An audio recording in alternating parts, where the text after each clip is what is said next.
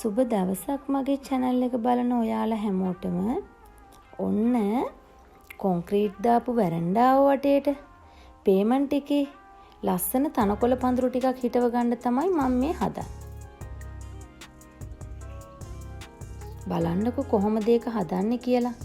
මේ තනකොළ පඳුරු ටික ලස්සනට හොඳ ගානට පිරීලා හැදෙනවා. ඒ නිසා මම හිතුවා ඒ ටික මේක අයින දිගට හොඳයි කියලා.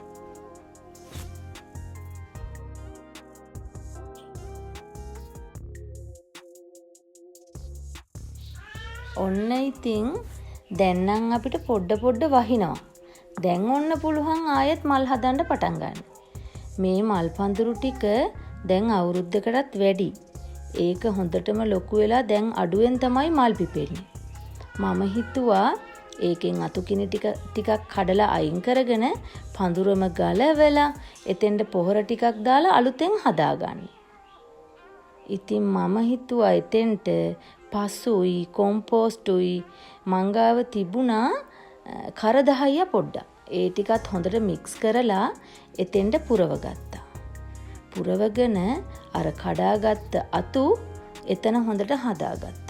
එතකොට ආයෙත් ඉතින් කාලයක් යද්දි ලස්සන මල් එනවනේ. ඊට අමතරව මෙතන නිල්මානෙල් පොන්ඩ් එකක් තියෙනවා.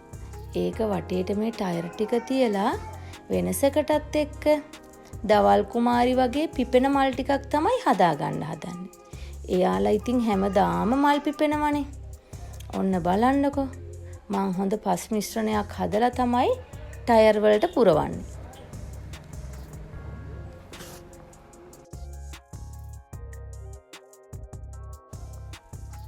මෙහෙමයි ඉතින්. ගෙදර මල් හදන ඔයාලට කරදහය අවශ්‍යම නැහැ. අර කරදහය දැම්මොත් හොඳ පෝෂණයක් ලැබෙනවා කියලා කියනවනේ. ඒ නිසා තමයි මම හදාගත්තු ටිකක් තිබිලා දැම්මේ.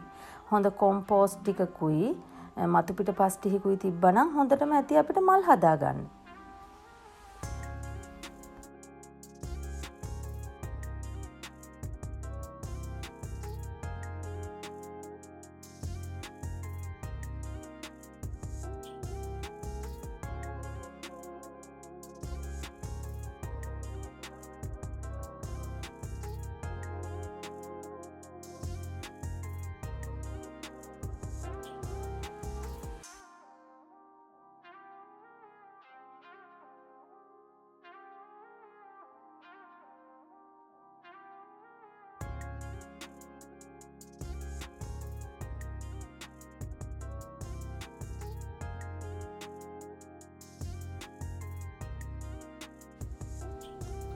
අපේ මිදුල ලස්සන කරගන්න ඉතින් අපිට ගොඩාක් සල්ලි අවශ්‍ය වෙන්නෙම නෑ.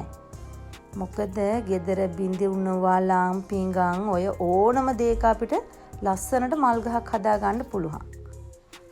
ඒක හදාගන්න අපේ හිත තමයි තියෙන්න ඕනේ. ඔන්න ඉතින් මේ දවස්වල අපේ ගස්වල ජම්බු හැදිලා පොඩ වහිනවත් එක්කනේ. අපේ ළමයි නම් ඉතින් ඒවා කන්න හරිම ආසයි. මොකද ඒවා හැමදාම හැදෙන දේවල් නෙමෙයිනේ. කාලෙකින් හැදුනහම ළමයින්ට ඒ සතුට විඳින්න අපි ඉඩ දෙන්න ඕනේ. එයාලට කැමති විදිහට ඒවා හදාගෙන කන්න මම නම් ඉඩ දීලා තමයි තියෙන්නේ. මේ බලන්නකෝ. අපේ ළමයි මේ විදිහට තමයි ජම්බු හැදුනහම කන්න ආසා. ඔන්න ඉතින් ඒ ටිකත් බලාගෙනම අදට මගේ වීඩියෝ එකෙන් මම සමුගන්නයි හදන්නේ. ඔයගොල්ලෝ මගේ වීඩියෝ එක හොඳයි නම් කමෙන්ට් එකක් දාන්න, ලයික් කරන්න. එහෙනම් ඉතින් අදට මම ගිහින් එන්නම්. ඔයාලා හැමෝටම සුබ දවසක්.